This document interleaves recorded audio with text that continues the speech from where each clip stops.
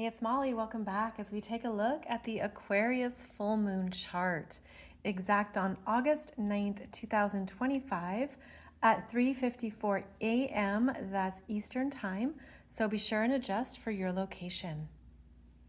So we have a lot going on in this chart, and let's begin with the moon, since the moon is the star here. The moon is at 16 degrees of Aquarius, 59 minutes, so we round up to 17 degrees of Aquarius in your chart. You want to identify the house that has 17 degrees of Aquarius, as this is where that full moon is big and bright and illuminating something important for you to see that could be related to your inner vision becoming clearer and stronger around the path ahead. Aquarius is a forward-moving, progressive energy, and the full moon is bringing our consciousness to what we need to know. There's a knowingness within Aquarius energy that we can truly feel and sense. It's like it locks in. There's a strength and confidence that emerges. And this is a full moon that wants you to see a pathway forward. Perhaps something you didn't recognize or notice before, maybe just something that was off in the distance and now it's front and center. And there could be some exciting developments that coincide with this full moon. Since Aquarius is very unexpected, likes to do things ahead of everyone else. This is an independent spirit. This is the energy of looking at how you are unique and different, what makes you authentically you, and then how you contribute that back to the collective. And so you could have a new understanding around where you're at in your life, what is in alignment with your true self, what you're understanding about yourself now. There could be some new insights, downloads, and messages that you're picking up on that really click. And I always see this related to the third eye becoming more crystal clear. I actually feel that there are strong crystalline energies here that are showing us a way forward because of how far you've come, what you have faced and conquered, what you have learned and moved through. And this is a full moon that wants to take you forward, wants you to do that quantum leap and be ready for what can change because of how much you've changed. So the internal is external, and that could be a message that comes through here, even dramatically, with this particular full moon. Now, the moon is, of course, opposite the other sign of the zodiac, which is Leo. So the sun is at 16 degrees of Leo, 59 minutes, and the sun is in its home sign of Leo.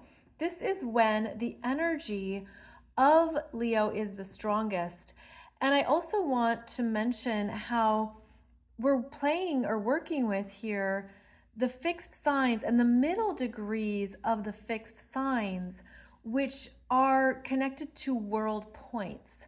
So 15 degrees of Leo and 15 degrees of Aquarius are both world points in astrology, where there is more prominence.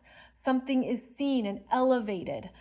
In Leo, of course, there can be more that shows up through the performer, entertainer, the one who is visible, famous, recognized, the one who brings forth their gifts for the collective.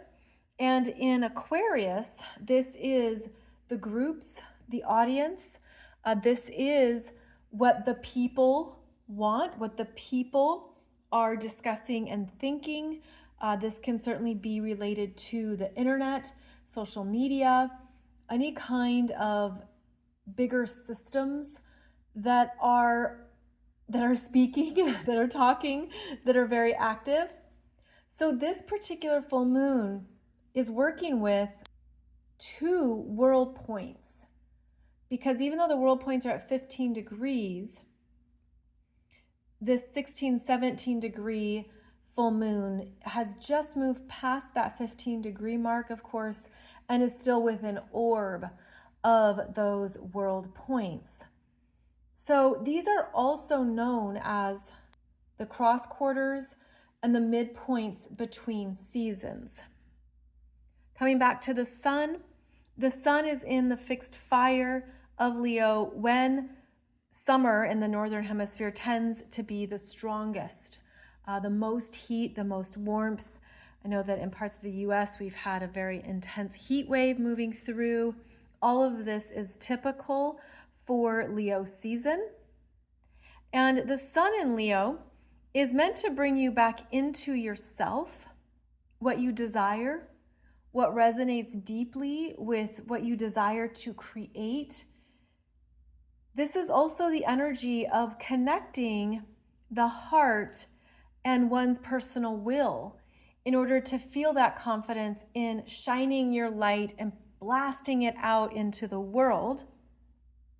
This brings up the energy of giving and receiving, which is part of the Aquarius Leo axis here, is the giving and receiving of energies in all forms.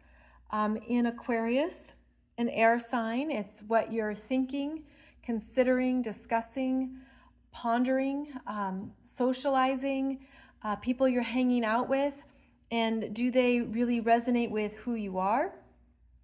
The Leo energy is about what you create and offer, where you feel strong and good in yourself, and how you put that out into the world and how it's received. So this is the axis of giving and receiving, both at personal and collective levels. It's also about the air and fire dance, which is a very strong theme here in this chart because we have, let's say, 3 oppositions between fire signs and air signs. So the sun and moon, then we have this Mercury preparing to station direct August 11th, opposing Pluto in Aquarius. And then we also have the 2 planets in fire signs, both retrograde, Saturn and Neptune retrograde and conjunct, opposing this Mars in Libra and air sign. So this chart strongly features how we are bringing together and integrating the movement, growth, and desires of the fire signs with the intellectual and communication strengths of the air signs.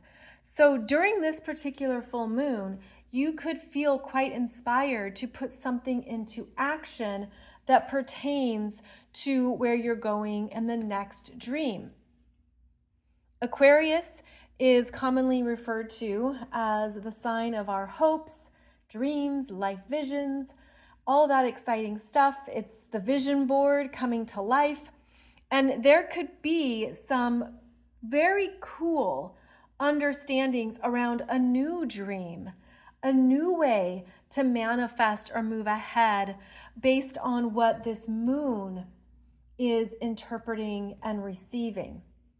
I also feel this moon in Aquarius, because it's connected to cosmic frequencies and off-planet energies, you could have some wild guidance come through that thrills you, excites you, throws you off your rocker.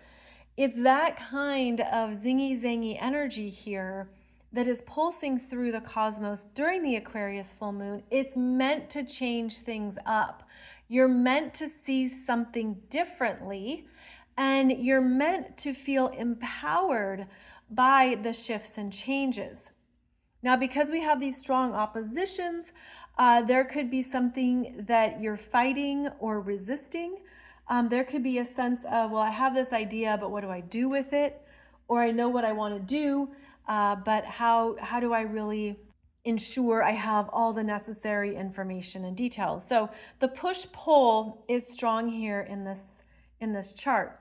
Now, we also have approaching Venus conjunct Jupiter, which will happen at 14 degrees, 3 minutes of Cancer on August 11th, the same day that Mercury stations direct. And so this conjunction is usually one of the best aspects of the year. You'll see it all over your YouTube algorithm and lots of stuff talked about Venus conjunct Jupiter. And the energy is always different depending on the signs involved. In Cancer, it can be more introverted, personal, softer, emotional, intuitive.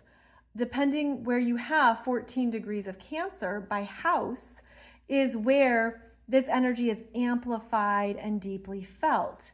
Now, these two together bring up good feelings, warmth, connection, love, harmony. There can be a lot of creativity and abundance when we have Venus and Jupiter together. But in Cancer, again, it's more personal and private. It's more, you're just feeling good, maybe doing nothing. Maybe it's a day off. Maybe you need more rest. I know that doesn't always sound exciting when we consider this conjunction, but you have to consider that the Cancer energy wants to receive, feel connected, feel understood.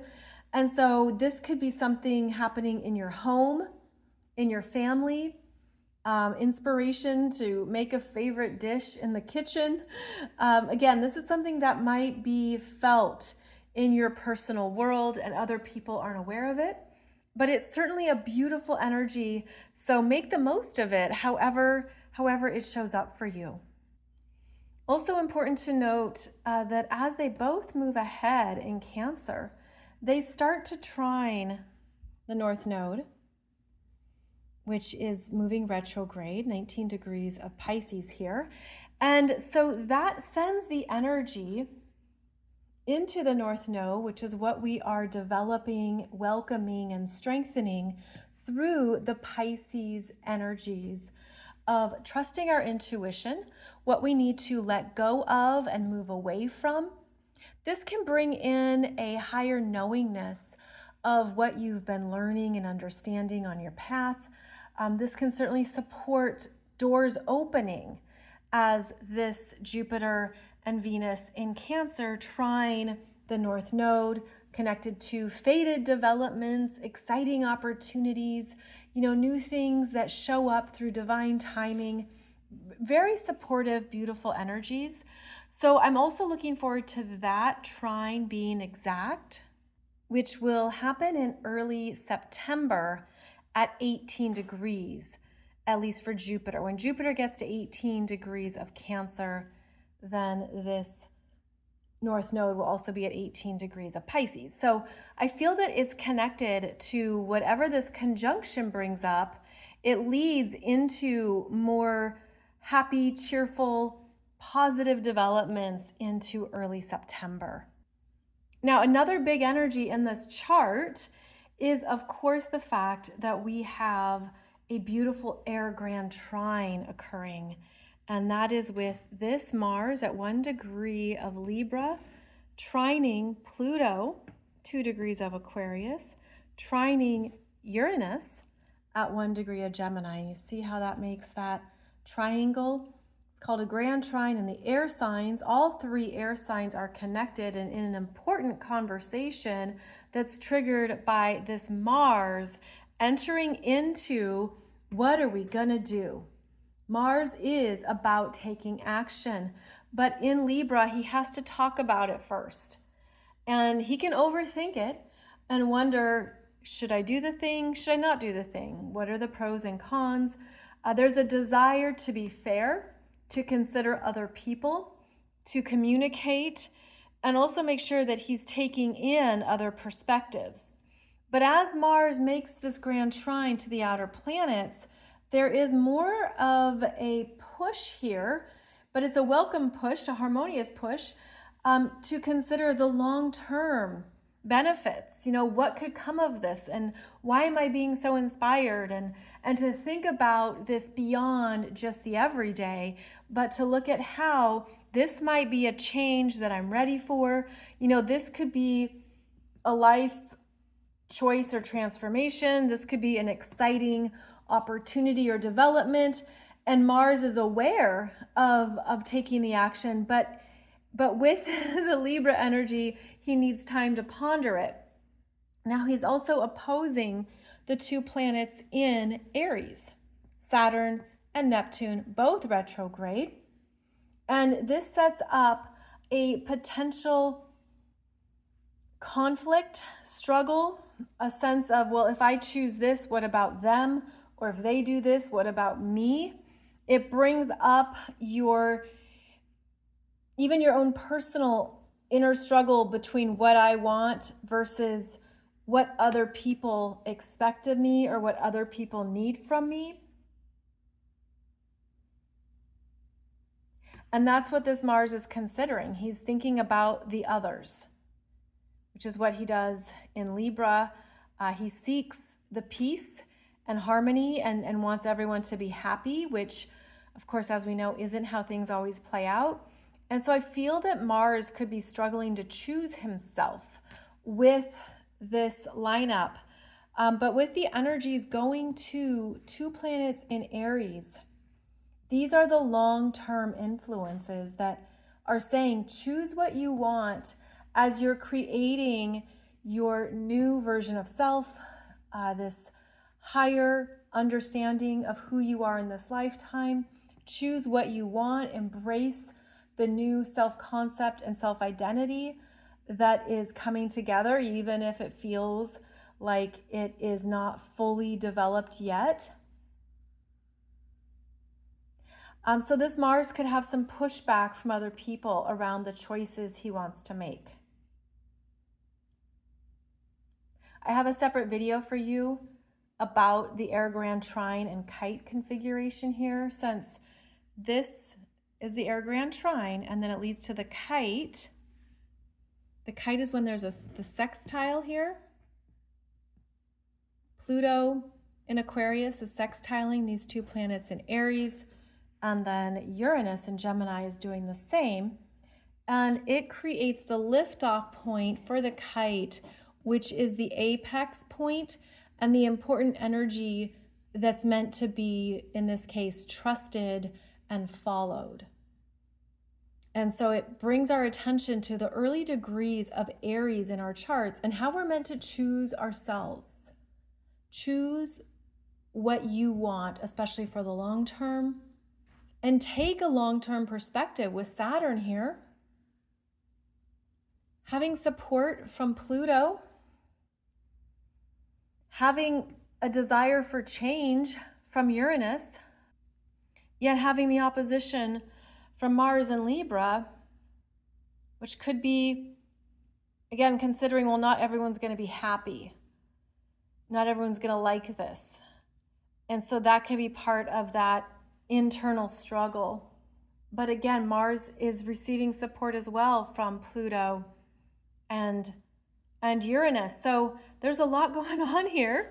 There's a lot happening. Plus we have a second kite leading to a fire sign. As again, we have the Grand Trine, right? And then this Mars is sextiling Mercury, 4 degrees of Leo, and Uranus is also sextiling this Mercury. So Mercury is the second kite liftoff point, also in a fire sign, trining these two in Aries. And so you're making a decision that connects to what you want, what you desire, and it's been under pressure because this Mercury is opposing Pluto. And so there's a fear around it that has been on the mind, but also has probably been in motion throughout all of this year. And that's because, if you'll recall, we had Mars opposing Pluto twice earlier this year, early January, late April. And so this is not a new issue necessarily, but it's coming to some new awareness, choices, information, communication. Mercury is requiring deeper thought with the opposition to Pluto, and is receiving support from Mars Uranus, and the 2 planets in Aries. I mean, this chart has so much energy to it and has these rare alignments occurring that there's a cosmic push for change and to trust what you want, to follow your own higher path, to trust your own life force, what lights you up, what excites you, you know, what is inspiring you to do something new and different, especially into 2026. All of this occurring in the very early degrees of the air signs and the fire signs. And so on that note, I have to mention, as I did in the other video, that if you have any planets or points in the early degrees of Sagittarius, so definitely 0 to 5 degrees of Sagittarius is the closest. You could even go 0 to 9 degrees. You could go to through the first decan of the fire signs, and that creates a fire grand trine with the 2 planets in Aries trining Mercury and then trining any planets or points you might have in the early degrees of Sag. This is like astrology bingo, where you look on your chart, do I have anything in the early degrees of Sagittarius? If so, you've got a fire grand trine going on, which also creates what's called a grand sextile. And a grand sextile is an amazing Merkaba energy. And it involves the Air Grand Trine and the Fire Grand Trine working together, creating a whole new level of experiences, because Earth is not present here, by the way. Earth is not in the chart, right? So it's almost like we're levitating above the Earth with this fire and air. And these energies are requiring movement, requiring us to sync up with a new dream, development, change. You get the gist. And so there's so much happening around this Aquarius full moon that you could even feel like your head is spinning, that it's harder to be grounded or to slow down. It can be harder to find that standstill of just, let me take a beat and listen to myself, because there's a lot going on here that wants us to move and to make some synchronistic changes. This is big picture stuff. This is big picture, the overall trajectory of your life. Again, coming back to the new visions, they're going to be amplified. There's going to be realizations around how you've been living your life and what you want next, or this job you have, and if it's good, if it makes you happy, or if you're ready for something else. There's going to be understandings of, this is not the track I want to continue on, or this is not what I want to keep putting my daily energy into, because I'm thinking about what would be more fulfilling, especially in the next year, 2 years, 5 years. This is connecting you to a bigger life vision of what you want to experience. Even as the world continues to change rapidly, so are we. And I see this as our cells dancing together in a whole new way. I see this as amplified cellular activity pulsing through us, sensing that we're coming alive on a whole new level and welcoming it. Potentially, of course, depends on your chart and what you're feeling with all this. It's very buzzy energy, and there's a realization here I would say there's going to be a realization of what you no longer want, what you're ready to leave behind, what you're moving away from, you know, the things that are closing out, because this is a full moon of energized long-term changes.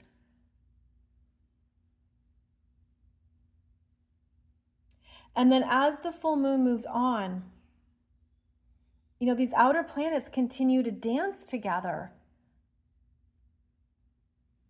And so Mars is going to keep moving forward through Libra. Mercury is going to pick up and now move ahead in Leo after the station direct on August 11th. But then these outer planets are still in a bigger conversation, and the outer planets being this Pluto, 2 planets in Aries, and then Uranus and Gemini. They are creating what's called a minor Grand Trine. You can see it's right here. And I think of it as a cosmic arrow pointing you forward. August and September is going to continue to stir the pot. Okay, it's going to continue to show us what we're complete with. And if you're willing to make those changes, it happens easier, right? Because you already have an energetic opening. It says, yes, I'm willing. Yes, I get the bigger picture. Yes, I understand. Yes, right? If you can simply be in that place of, yes, I understand, I am changing along with these cosmic energies that are evolving me.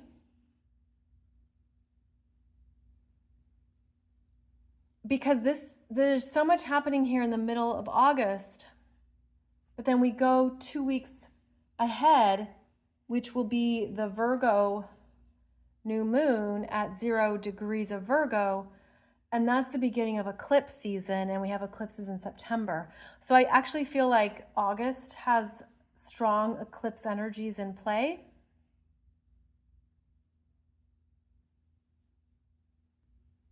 And the Aquarius full moon is giving you those downloads and visions around what you're moving towards and what's next. I know this is a lot. There's a lot of astrology happening. And it's happening on different timelines. So the Aquarius full moon is fast moving because it's exact over just the period of a few hours.